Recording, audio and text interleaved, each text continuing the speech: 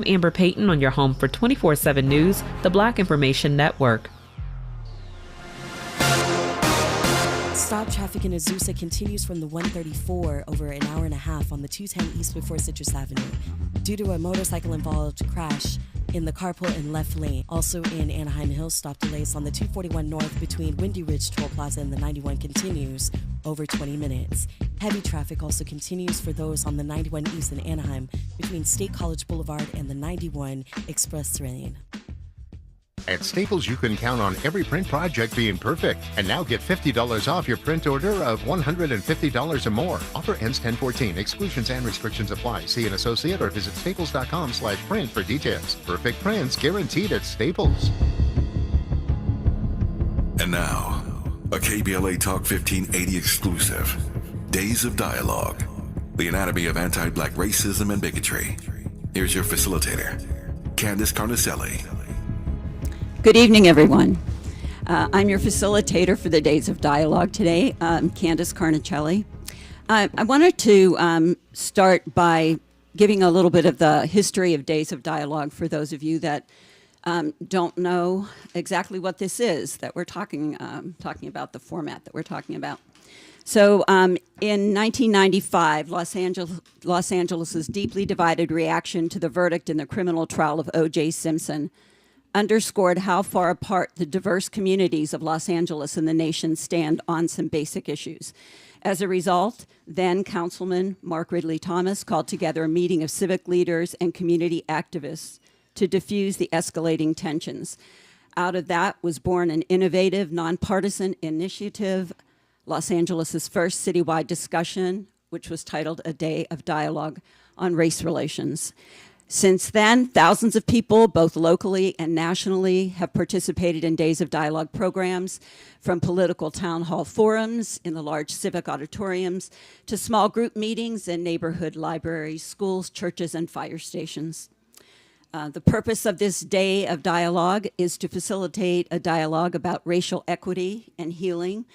I can tell you from personal experience, being a facilitator for the past 5 years with Days of Dialogue, that listening and participating in these dialogues in dozens of diverse communities throughout Los Angeles, I can tell you that these circles, these gatherings, are sacred circles.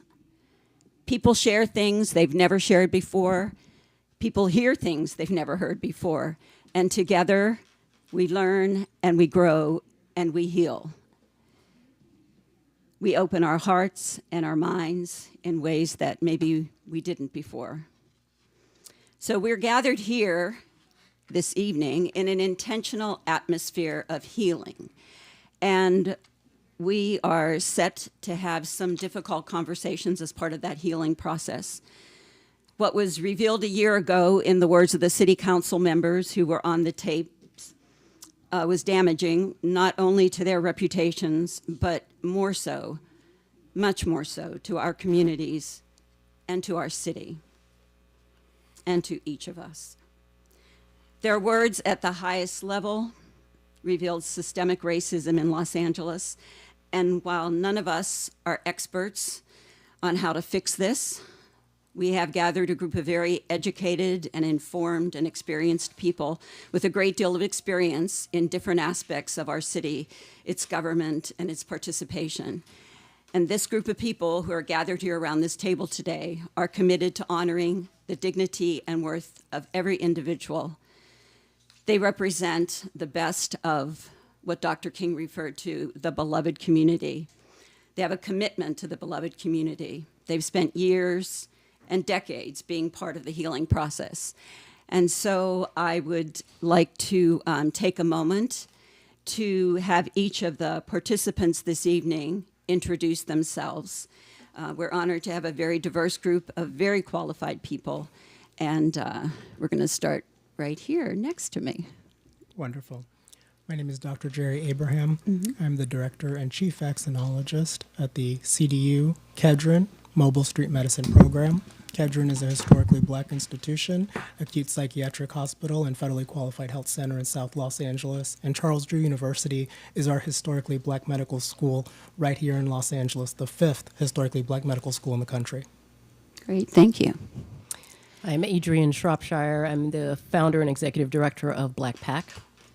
I'm Tavis Smiley. I'm with KBLA Talk 1580, and let me just take a moment to welcome all of you to our studios, to our building here on Crenshaw, and to this dialogue. I certainly want to thank the Institute for Nonviolence in Los Angeles and its director, Avis Ridley Thomas, for partnering with KBLA Talk 1580 to conduct this conversation today.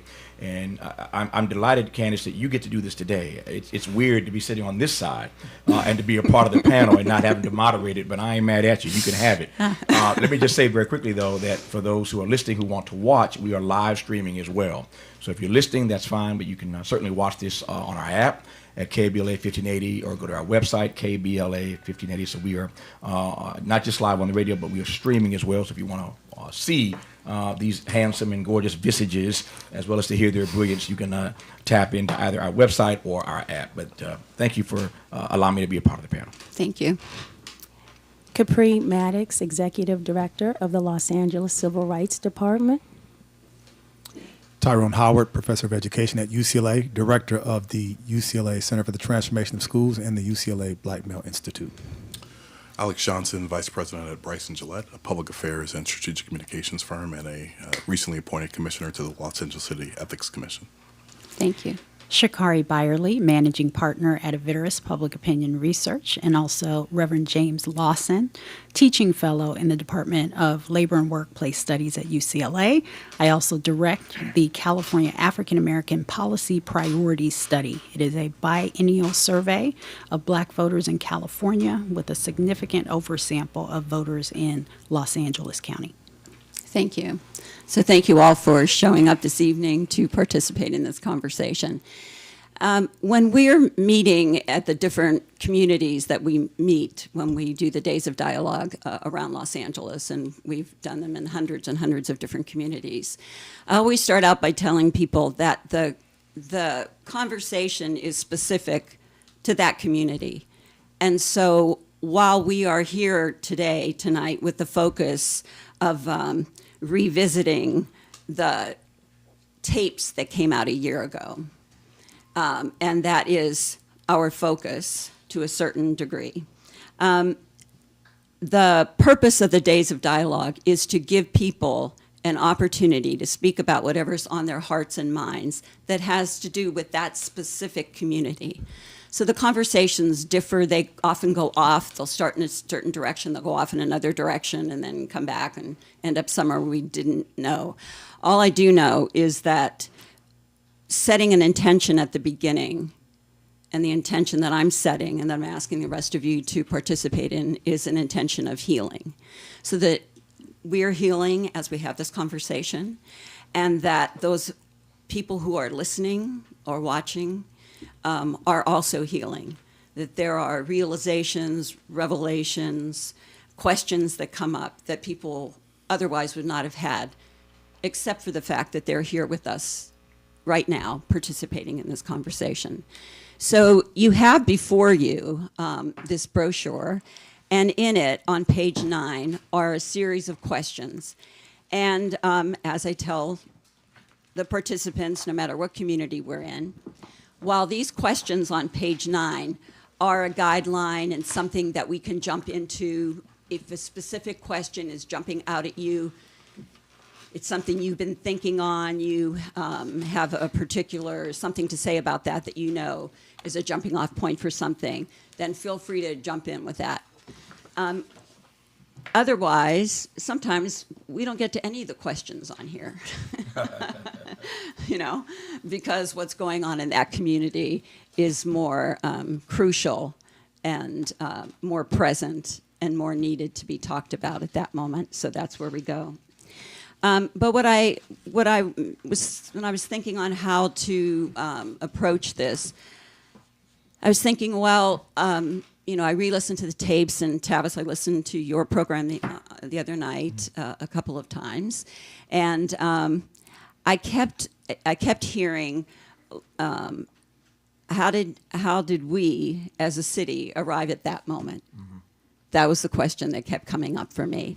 So I'd like to start there, and each of the people at this table is participating in a different aspect of life and is responsible for and has experience in, a specific arena, and they have strengths in that area. So each of us has strengths the other person might not have, has, thoughts to share about that. And so what I'm trusting is that, given our intention is to heal, that whatever part of the puzzle that each person has to share is what needs to be heard, and then we'll just organically go from there. So again, I'm just going to present that question.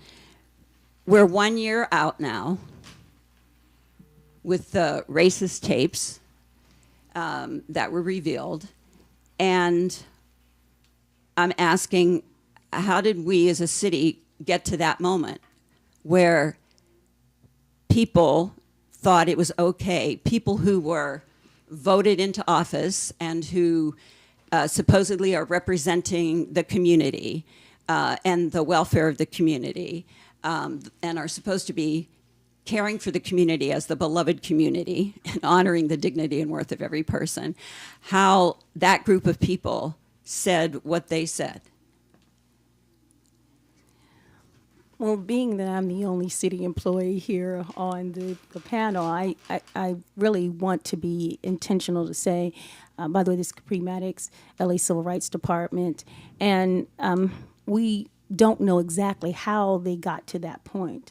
But as someone that runs the Los Angeles Civil Rights Department, it was painful to hear those tapes. And I've said this publicly, that I feel like I was pumping gas at a gas station and the passenger got out of the car that was with me and put a hole in the gas tank. Because we as a city were focusing on hate and discrimination externally to say that hate has no home in Los Angeles.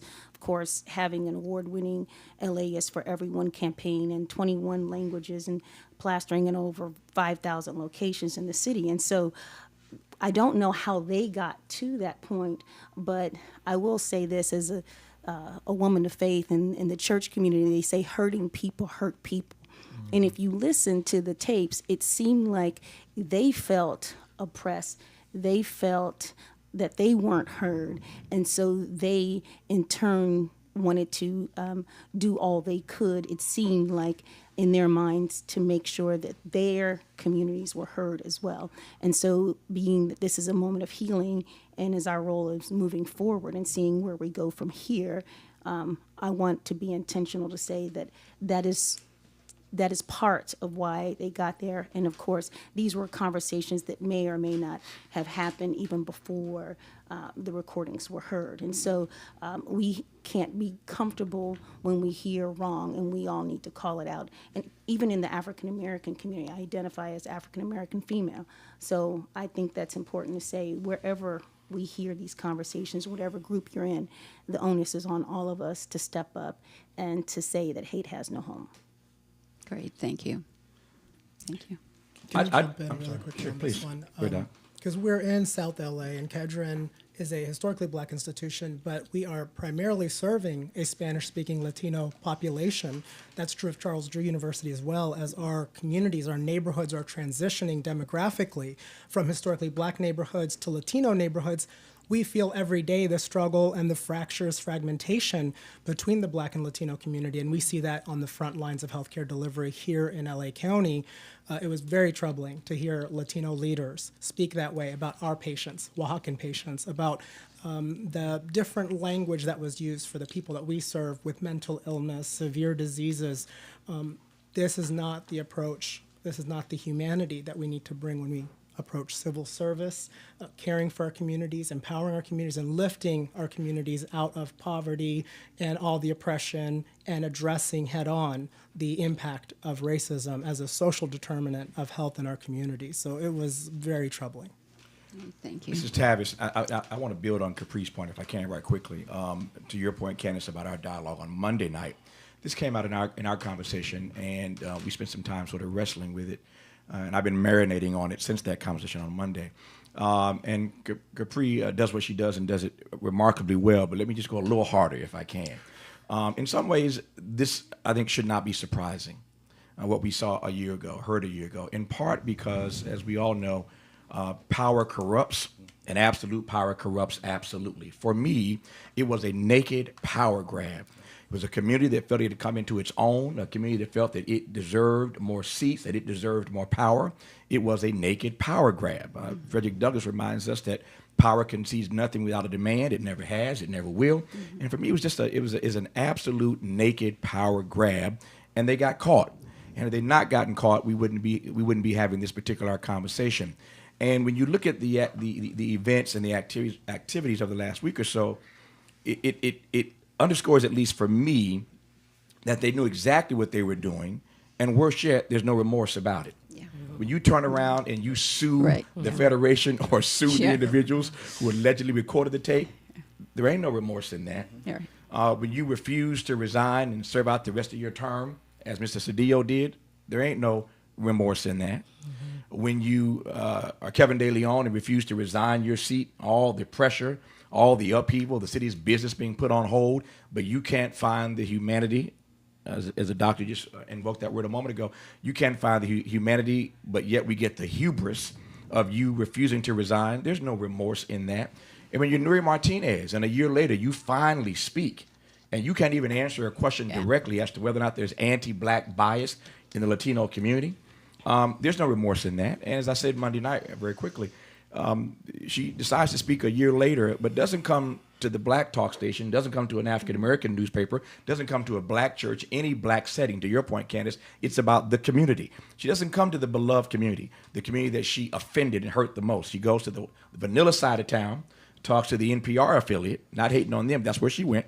She wants to talk to a Latina reporter. Her choice, I ain't mad at her, but it does raise a question as to whether or not you have any humility about this, whether or not there's any real remorse, whether or not you really do understand, appreciate, and respect the humanity and the dignity of black people. I digress for now. My point simply is, for me, it was a naked power grab, and the only thing surprising about it was the tape. Not that they said it, not that they felt it, not that they were trying it. Yeah, I want to add, to your question, how did we get here? I think we have to start with the foundations of white supremacy. And a white supremacist framework that creates a racial hierarchy that harms us all. It was a moment that was inhuman, and I'm using that in the way that Reverend Dr. Martin Luther King used it when he talked about inequity in health. It is one of the most inhuman expressions of hatred, not just anti-blackness, but just raw hatred and disrespect for the shared humanity of us all. It betrayed the humanity of those who participated in the conversation, and it undermined the agency, the power, and the humanity of those who were the subject of the conversation. So I think, to this with a... we should mention our names, because we are on radio. People are watching, but they don't know who we are when we speak. Adrienne Shropshire with Black Pack. I come to this, I think, from a slightly different place, which is that I actually was surprised. And partly because I had just moved back to Los Angeles after years of living in New York. And part of my calculation and my sort of decision making for coming back to LA was that my organization does Black voter engagement and mobilization and education across the country. And when I was thinking about the work that we would need to do going into 2022 and into 2024, I felt like I needed to be someplace where my head could be clear. I needed to be in a place where I had friends and family, and that was, the community that I understood that I had left. And I wanted to come back to that so that I could do what I needed to do and sort of get the strength that I needed from my community to do the work around the country that we needed to do. And so when I first heard the tapes, I was surprised. And I was surprised because it was not a reflection of the Los Angeles that I left. It wasn't a reflection of the decades of coalition work that had been done. It was not a reflection of the decades of community building and organization building that centered the idea that we have a collective destiny, that Black and brown people in Los Angeles have a shared destiny in terms of our political destiny, in terms of our economic destiny. And what I heard on those tapes was such a betrayal of that work that had been done, and by the generations now of organizers and activists who had done that work across communities, and not just the work to build that shared destiny and that shared sense of community across the diverse neighborhoods of South LA, but to think about how do we connect that idea and that understanding from those of us in South LA to Pico Union and to Boyle Heights and to other communities across Los Angeles. And so when I heard it, it was a betrayal and shocking, and also made me think, maybe I made a mistake. This was not the moment to come back. So I don't know how they got there. But I think what was clear to me actually was the next day. And the next day, and even in the hours, in the sort of aftermath of the tapes coming out, the ways in which Los Angeles rallied, right? The ways in which communities came out, the ways in which people said, not in our name, will you say these things? That to me was a reflection of those decades of work, those decades of coalition building and strategic alliance building that had been done for the city to rise up and say, this is for Latino communities to come out and say, this is not a reflection of who we are and how we think. And for people to come out and say, we've done too much work in this community to allow this 90 minutes of, disturbing and disgusting dialogue to break us apart. And so I was surprised, but I wasn't surprised by the reaction. So this is Tyrone. I was not surprised. And I was not surprised because of the fact that the question is, how do we get here? And my response would be, we've always been here. Mm-hmm. And what I mean by that is that, a tenet of white supremacy is anti-Black racism. Mm-hmm. And this country has had anti-Black racism at its core from its foundation. Anti-Black racism has been legislated. Anti-Black racism has been legalized. Anti-Black racism has been, in many ways, encouraged, celebrated, honored. And so it's in the DNA of this country's fabric. It's in the air. We all breathe it. So when we heard the manifestation of anti-Black racism, it came as no surprise to me and to many other Black folk, because we see it in different iterations in South LA from brown folks and Black folks, if we can just be honest for a second. Mm-hmm. And I want to go one step further. I think Tavis went deep by saying it was a naked power grab. Yes, it was that. In addition to that, I think we have to be mindful of the fact that there are folks who don't have power, but who still subscribe to these tenets of anti-Black racism. Mm-hmm. And so what we have to be mindful of is the fact that anti-Black racism is learned. Can you just say the last thing again? Your last sentence again. So when I say it's a naked power grab, mm-hmm. I think that anti-Black racism is held by folks who are not in positions of power. Everyday Latin folks who walk around on South LA streets can embody some of these same ideals and principles. That's why I was, again, not surprised. In the aftermath, there were folks who tried to explain it away. Well, see, what they meant was, or you're overreacting because, or they didn't mean it in this way because. Yeah. So that explanation that we heard, explanations, was a way to basically say, it's okay. That's why folks feel like I don't have to apologize. I don't have to resign. I don't have to do an interview with you, because the tenets of anti-Black racism basically are, in many ways, okay and approved. But I have to believe that we've been here for a long time, and as much as this has been learned behavior, that it has to be unlearned. So I appreciate the point about how folks responded in the day after, and I think there were lots of folks who have put lots of effort and time into trying to help sort of undo and unlearn that anti-Black racism.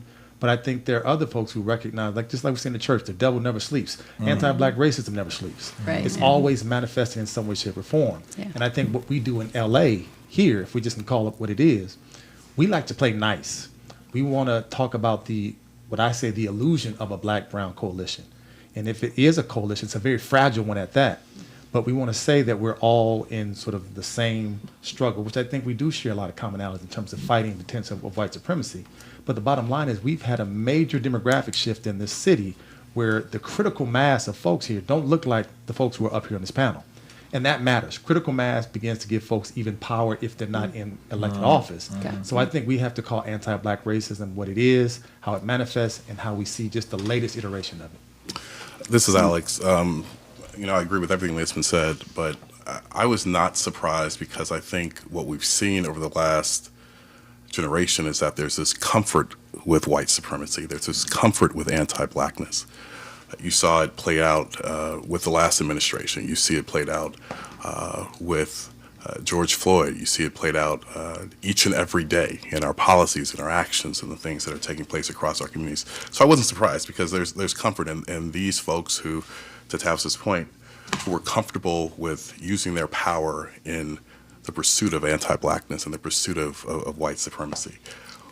What was comforting was the response. And I think about this, the question that Dr. King posed in his book, where do we go from here? I think people rose to the occasion in answering that call and saying that we won't go where these folks went, that we will move forward in solidarity, we will move forward in boldness, and we will move forward in demanding that these individuals are gone, and demanding that we press forward on the higher calling to build our communities in a way that is in the pursuit of what you started with, the beloved community. So I was heartened to see that folks locking arms in solidarity, trying to hold firm and bear witness to the fact that we're not going to go there. We're not going to allow these folks to disrupt what we have built over the years. So that was heartening. But to the ultimate question, no, I wasn't surprised by what they said on those tapes. And there are others who are saying the same things day in and day out. And we know that, right? And so, Yes, Capri. Capri Maddox, Executive Director, LA Civil Rights Department here again. I want to be very clear that I felt the tapes were vindicating for me. One step over even not being surprised. I felt vindicated. There were things that were happening. There were things that were being said. It was the first time in my entire life that I felt I was being targeted based on my race with words that were offensive. So I want to be clear that, I had the mama and them's praying for me as I was living through these moments. And I think, there are even some folks around this table that know exactly what I'm talking about. I also want to say, full disclosure, I'm on the board of KPCC LAS, the radio station that is actually running the podcast with Noreen Martinez now.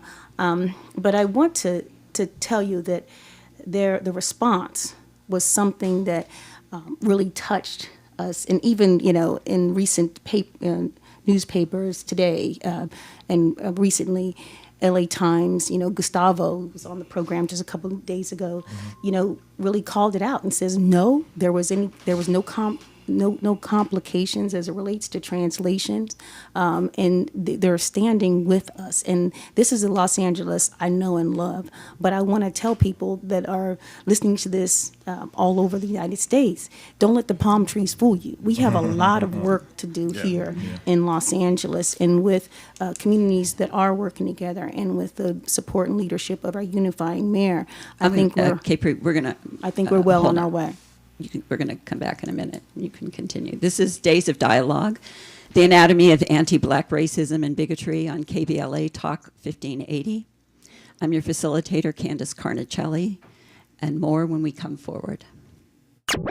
Disagree without disrespect. Make your point and keep it pushing. Let's do this. Listen and learn, or talk and teach. Talking and listening around the clock. KBLA Talk 1580. I'm Amber Payton. Here's the latest on the Black Information Network. The city of Seattle is set to remove its Black Lives Matter Memorial Garden from a historic park. The Seattle Times reports the Parks and Recreation Department could start work on digging up the community garden this Friday. The department claims the garden needs to be removed in order to support larger community uses of the space. Protesters planted the community garden in 2020 during nationwide Black Lives Matter demonstrations following the police killing of George Floyd in Minneapolis. A petition to save the garden has garnered hundreds of signatures. Chicago, Illinois Mayor Brandon Johnson is proposing a 2024 budget that doesn't include a property tax hike. The black mayor unveiled a $16.6 billion spending plan that he says will close a $538 million budget gap. The proposal doubles staffing for non-police 911 response teams and reopens 2 mental health clinics. That's the latest. I'm Amber Payton on your home for 24/7 News, the Black Information Network.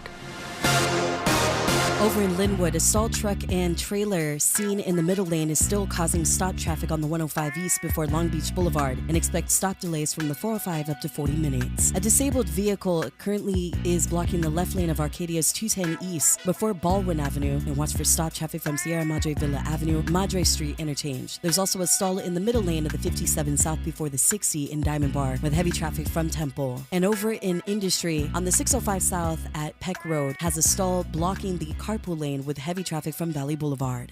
Escape with the best stories of the year on Audible. Hear celebrity memoirs, mysteries, true crime, sci-fi, and more. Ignite your imagination with audiobooks, podcasts, and originals. Sign up for a free 30-day trial at audible.com. JP Morgan Chase is building on the investments in California to help close the racial wealth gap and build a more equitable future. Visit jpmorganchase.com/racial equity and get the tools to help reach your financial goals. Now back to more of this KBLA Talk 1580 exclusive. Days of Dialogue. The anatomy of anti-black racism and bigotry. Here's your facilitator, Candace Carnicelli. Let's continue now with Days of Dialogue, the anatomy of anti-black racism and bigotry on KBLA Talk 1580. I'm your facilitator, Candace Carnicelli. We've been discussing the first question that we have focused on is how did we as a city arrive at this moment? And we're specifically speaking in regard to the city council tapes that were leaked and were of a severe racist nature that happened a year ago. So, Capri, do you want to finish whatever you were saying that we cut you off before the break? Oh, you know, I was finishing up to say that members of the city council, some of whom were here recently. I know Ulysses Hernandez and we have Hugo Soto Martinez that are unifiers on our city council. Of course, even thinking about Monica Rodriguez and others that have actually, come to the station, come to the community, and really have been people that are unifiers on our city council. So I feel like we're not where we want to be, but we're not where we used to be. We are actually working this out as a city, and it's going to take some time, and it's going to take some energy, and it's going to take more than 1 year. And I just wanted to be clear about that. But I think our city is in good stead, especially with the leadership of Mayor Karen Bass, who is a well-known and well-regarded coalition builder. Right.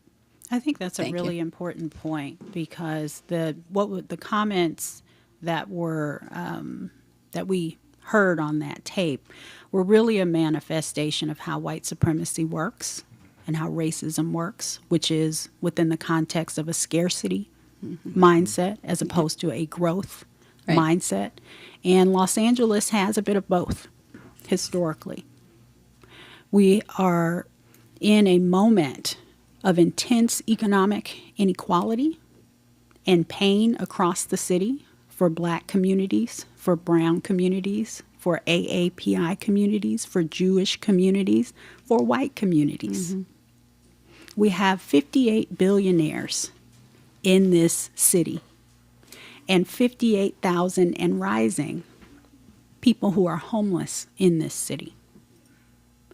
And so a growth mindset is exemplified by those council members, as Capri mentioned, and this is Sha'Carri Byerly-Vitteris, by the way, who have shown themselves in the tradition of Karen Bass, Dolores Huerta, Reverend James Lawson, Kent Wong at UCLA, and others who have built economic equality through living wage campaigns, through union organizing, justice for janitors, as well as solidarity across our security officers who are largely Black and our janitors who are largely Latino. So there is a tradition of building a growth mindset and a broad coalition across the city, across this county, that has led the way in other contexts across the nation. But we also have a racist past that we continue to reckon with. And so I find healing in that, those continued efforts of solidarity, but not surprised by the reminders of the real tensions that exist between communities that are experiencing scarcity. Yeah, I was talking to a number of my Latino friends, and what I kept hearing from people was, please don't think that that's my position. And I think that that we have to be really mindful, no matter if we're Black, white, Latino, we have to be really mindful to call out what needs to be called out, and at the same time to acknowledge all the coalition building, all of the work that's been done by so many activists all over Los Angeles for the past many, many, many decades. And to the last part of what you were saying about, I was, as part of preparing for this, I was went back and was watching some videos on the Zoot Suit and the whole back and forth of the Black and Latino relationship, which I knew not. I mean, I've been here 40 years, but I didn't know about that. It wasn't in my sphere as a white person. I knew certain parts of it, but I didn't really know the depth of that relationship and the back and forth of it, And specifically in the way that you language that about it's, it has to be, the conversation has to exist in a growth consciousness, because when you're not being in that, you're being in a fear consciousness and lack. And when you're in that, there's only get mine and get out, So it's relationship is gone, beloved community's gone when any of that. This is Tavis. To your point, if I might, right quick, about not painting the entire community with a broad brush, because what we heard on this tape from these 4 Latino leaders. I want to go back to Nuri, and I didn't know you were on the board at LAist. And again, just for clarity, my point is not to go after the LAist. My point is Nuri's choice, Nuri's decision to do what she did in the way that she did it. You're good, Tavis. Okay, thank you. I don't want to fall out with Capri Matters. But here's the thing that troubled me about her non-answer when she was asked directly, do you believe there's anti-Black bias in the Latino community? Yeah. And she hemmed and she hawed after that paused. interminable pregnant pause. She hems and she haws. And here's the part that I think that troubles me most, because she didn't just, it wasn't just a dig at us that she couldn't answer that question earnestly or honestly or transparently. It was an abandoning of her own community. Right. Because if I'm Nuri, what I say in that moment is some version of the following. I don't want the city or the nation to think, because what they heard on that tape coming from us, we were wrong, we shouldn't have said it, it is indefensible, we beg your apology once again, et cetera, et cetera, et cetera. But I don't want my entire community to be judged, to be painted with this broad brush of anti-Blackness because of what they heard from us on that tape. In that way, you defend your entire community. Right. And you don't let them get put into a box where, because of what y'all did and said, they get judged in the same way. So she missed a moment to absolve her own community of whatever thoughts people may have about anti-Black bias in their. Does that make sense? Absolutely. She missed a huge opportunity there. And I think, more than anything, sort of beyond what you just said, I just thought if that were me, I would be in so much shame. Like, is there no shame? And I'm not somebody who thinks shame is a good thing to live in and stuff, but, being responsible and doing what you said, acknowledging the truth I don't think, how could she possibly look like somebody who should be leading either in her community or from outside? It was like repulsive to even as a white person hear her say that. So if I were a Latino in that community and she's speaking on my behalf, no, she missed a moment, I think. Absolutely. I'm sorry. Well, it feels like, she missed a moment on a lot of things in what we've heard so far in the podcast. There's a question on in our packet that asks is brown political power. Something about brown political power being rooted in Black erasure. You're right, yeah. And I think that one of the things that became clear as we've heard what she's had to say in the aftermath of all of this, is that she also won't answer that question in relationship, right, to the is there anti-Black racism in the Latino community. One of the things that that she said that is fundamentally about erasure, when she was talking on the tapes in the most recent one, or not the tapes, but the podcast, the most recent one, was about the conversation that they were having about undermining Black political power. And her sense was, well, we were just defending our community, and we would never directly go after a Black elected official, right? We don't run folks against sitting Black electeds, and of course I endorse Black candidates who are running, because we don't need to do anything proactively to change those seats. They're going to change anyway, and they're going to be Latino, so we don't have to do anything about them.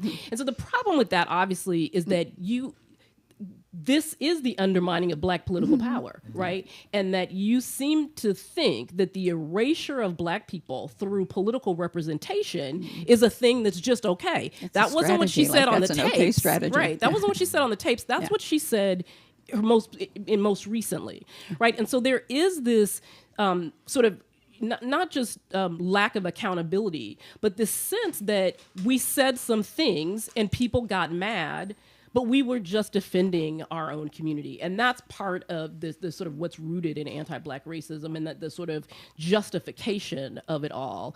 There's also a way in which I think that it's important, particularly for Angelenos, to not think about this as just an exclusive thing to Los Angeles, right? Like, it's really important, and I know this has come up in some of the things that folks have said, but this is about the connection of the undermining of Black political power across the country. It is absolutely connected to the attempts to gerrymander Black political power out of existence. It is absolutely connected to the voter suppression that we're seeing that is blocking people from getting to the polls. It's absolutely about book banning, which we see across the country and in this state. Yep. It's absolutely about connected to the erasure of Black history curriculum in states like Arkansas and Florida and Virginia. This is not a Los Angeles only conversation, and it's important that we couch what is happening and our response to it in the national conversation that's happening right now, in the way in which Black political participation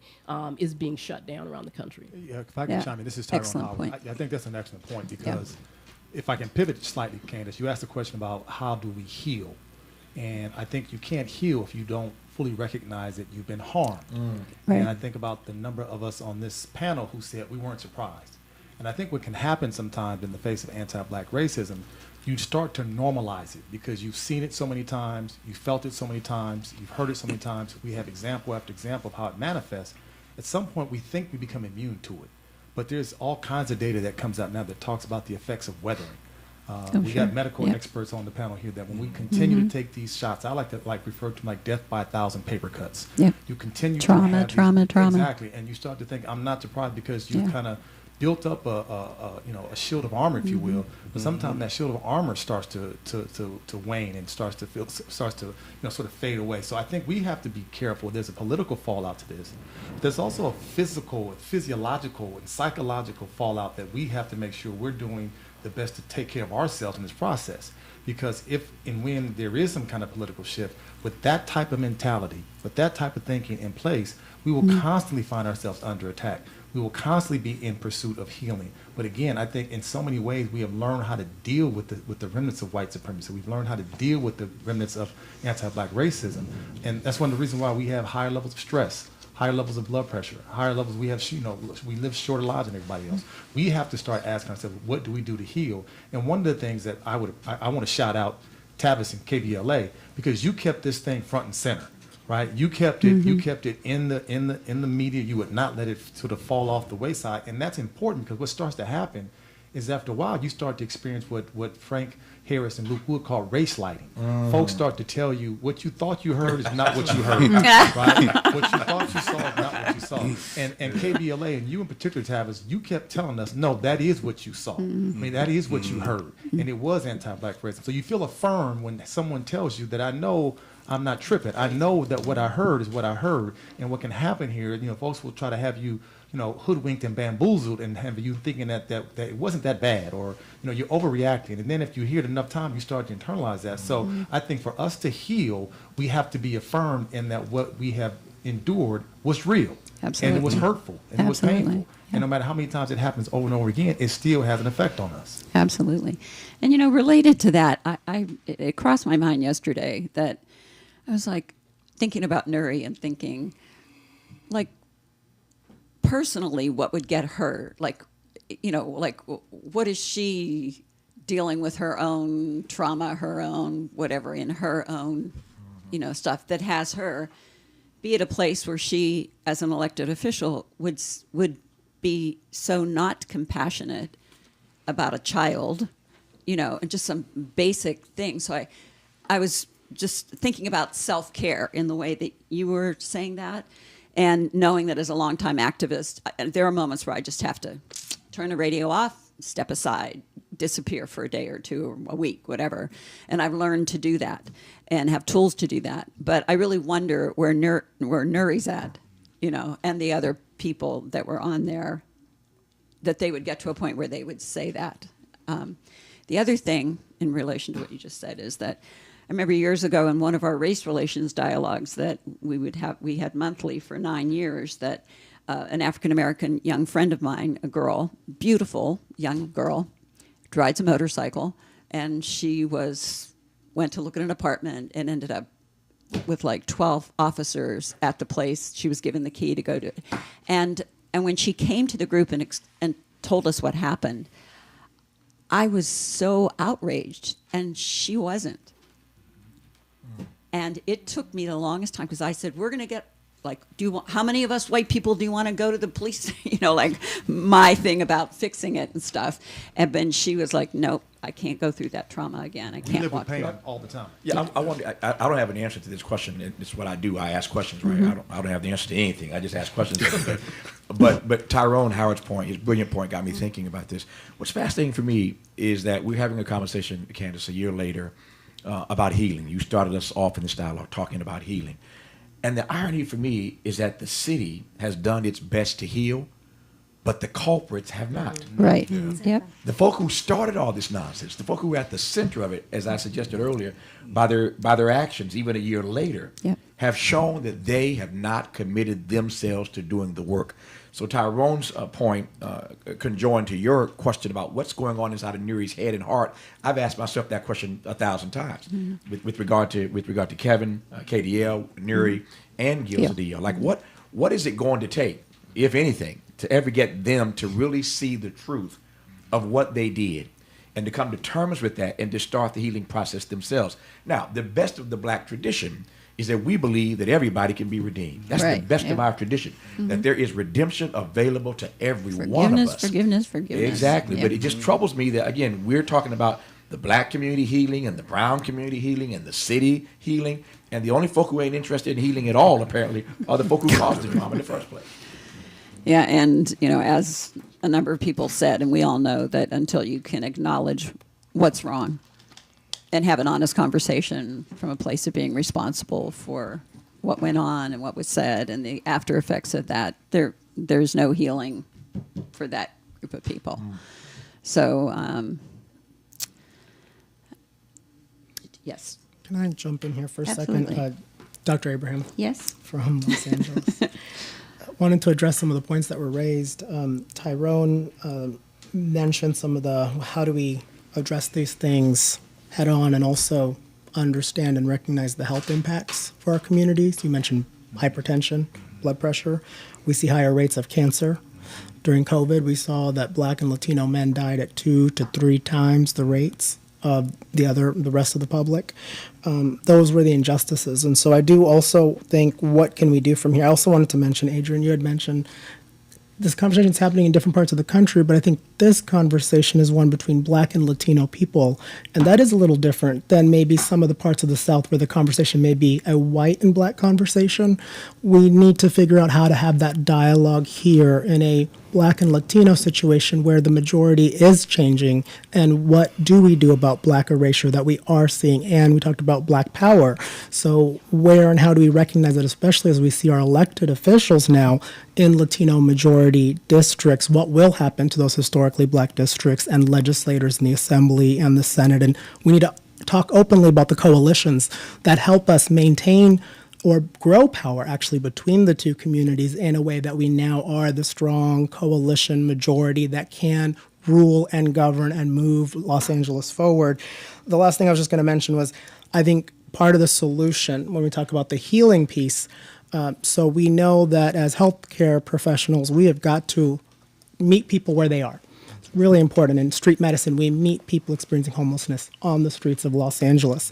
And then we have to acknowledge and recognize their adverse childhood experiences. And we have to deliver trauma-informed care. And I do feel that what we've seen is when we bring our workforce, and we work with the Black and Latino healthcare workforce in South LA, and we address these challenges, homelessness, climate change that disproportionately affects our communities. When we look at voting rights issues in our communities as a social and political and economic determinant of health, I do see hope and glimmer, and it brings people together. And I also want to just mention that we see a lot of mixed families in South LA now, where there are mixed Latino and Black families. And I think they're also confused as to how to kind of jump into these conversations, because there's Black heritage and there's Latino immigration heritage, and there's a lot of, we haven't had it figured out how to have those conversations about melding, and then their children. What will they do with those mixed identities? And we need them to come forward and speak up to and be at the table in this conversation. In fact, some of those children may be the very people that help us through the struggle. When you were talking, I think one of the things that's important is that, you know, our understanding about that anti-Black racism is rooted and informed by white supremacy, right? And so while the communities may be different, right, it is fundamentally about this sort of overarching scourge, right, that we've been dealing with since we've been here. The other thing that I would say that I think is important for Los Angeles is that, immigrant communities are growing across the country. And so this question about how you build coalition and how you do this work on the front end between Black and brown communities, API communities around the country, Los Angeles is really in a position to play a leadership role in that around the country. And I think that that's like dealing with this directly in this way actually raises to the top of a conversation that communities are dealing with around the country. And Los Angeles is in a position, and its organizers and its strategists and its coalition builders are in a position to actually help lead on where we go. And that's why we're grateful you came.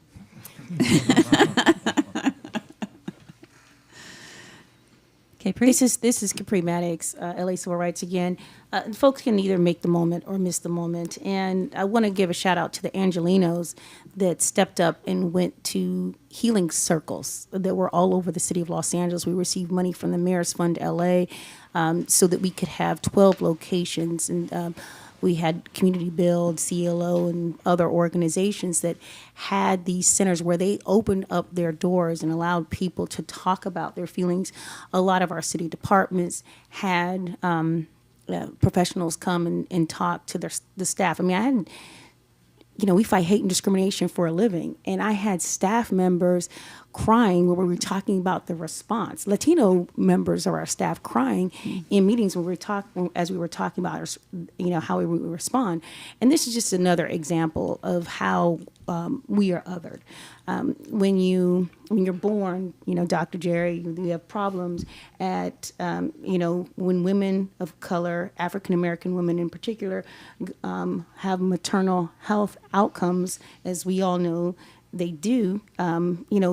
It's more dangerous for us to have a baby in the hospital than a white female. Even when we're murdered or missing. Just this week, we had Senator Bradford get the Ebony Alert approved.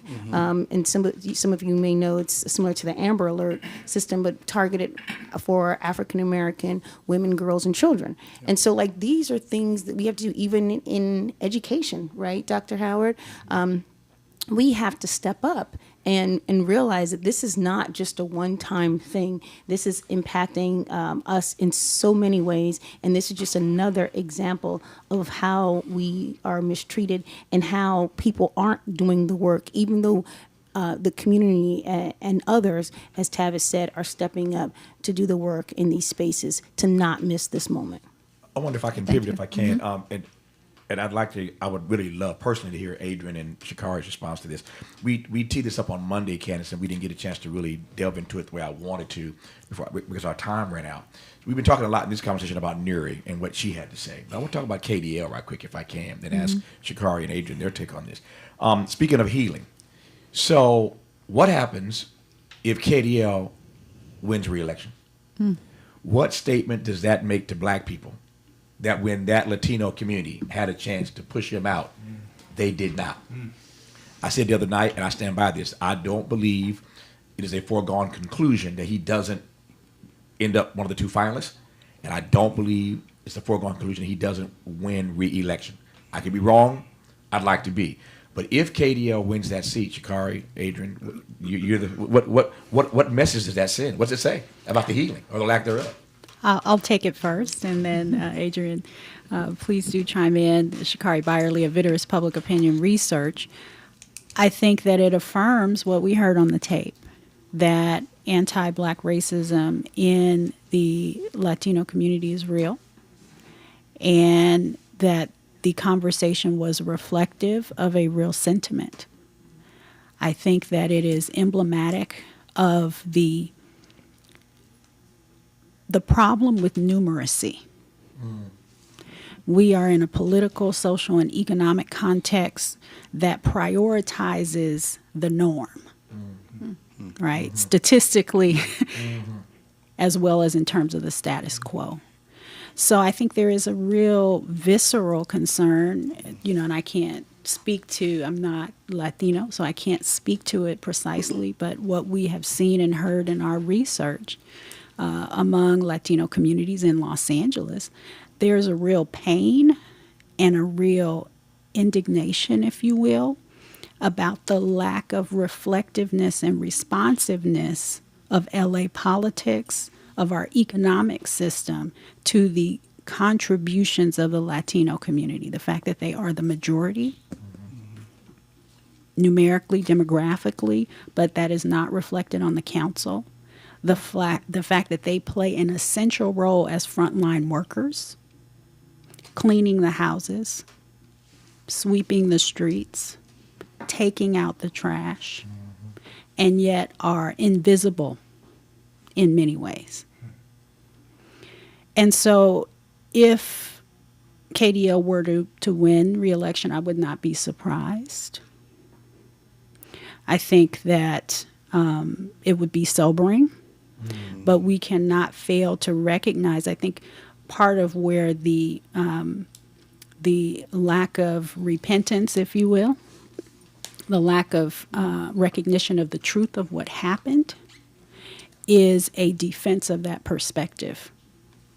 It's a response to Latino invisibility in this city and a lack of recognition in our black and brown communities about what the Latino community experiences. On the other side is also an ignorance of history, ignorance of history of coalition in this city, in those campaigns that I talked about, but also an ignorance of the fact that black people were the ones who cleaned the homes and who picked the fruit before there was a marginalization and alongside the marginalization that Latinos have faced in the city and in this state and in this country. That's why MLK, Reverend Martin Luther King Jr., Dolores Huerta, Cesar Chavez labored alongside one another. And many, that's not taught in our schools, so many people are ignorant of that shared history and that shared pain and that shared struggle.